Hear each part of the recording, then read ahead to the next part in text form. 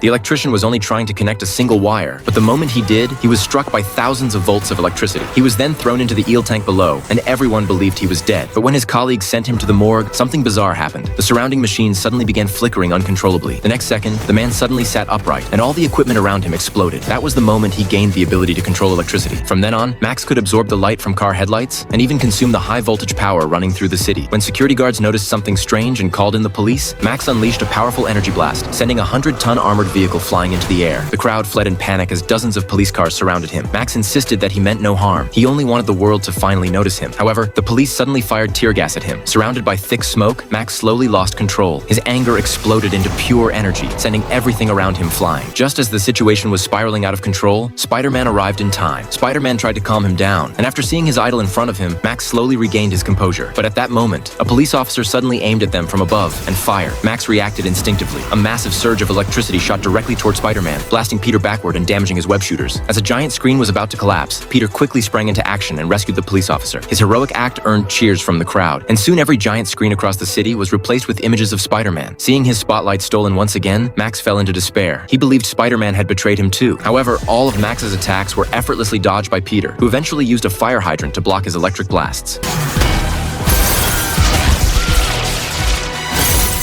Consumed by hatred, Electro decided to defeat Spider-Man by reconnecting himself to a high-voltage power source. As electricity from the entire city flowed into him, a massive wave of energy surged through the streets. At that moment, Max became like a god of thunder, possessing the power to destroy everything in his path. He unleashed lightning attacks on civilians, plunging the entire city into chaos. At the critical moment, Spider-Man teamed up with firefighters and launched a coordinated attack, finally bringing him down. Afterward, Peter decided to modify his web shooters so they could withstand Electro's high-temperature electricity. But every experiment ended in failure, and he nearly burned down his own house. The next day, Peter received a call from his friend Harry. Harry told him that because of a hereditary disease in his family, he might not survive the winter. The only thing that could save him was Spider-Man's blood. Harry knew that Peter often took photos of Spider-Man, so he believed Peter must know him personally. Although Peter understood how serious the situation was, he still refused to let tragedy happen. He put on his suit and headed to Oscorp Tower. However, Peter did not bring Spider-Man's blood. Instead, he rejected Harry's request, because the last person who received Spider-Man's powers eventually turned into the Lizard. After saying that, Peter left the building, and Harry's hatred towards Spider-Man grew even stronger. To get revenge on Spider-Man, Harry secretly broke into the prison where superpowered individuals were being held and found Electro trapped inside. The two quickly formed an alliance. Soon, security guards discovered the situation and rushed in. Harry used an electric device to help Max restore his powers. Although Harry was captured by the guards, Electro transformed into pure electricity and escaped. He swung his energy whip and eliminated all of his enemies in an instant. The two then headed to the company headquarters and forced the executives to hand over Spider-Man's Venom sample. After witnessing Electro's incredible power, the company's director had no choice but to lead them into the vault and bring out the only remaining serum to inject into Harry. But the next second, Harry's body began to mutate exactly as they feared.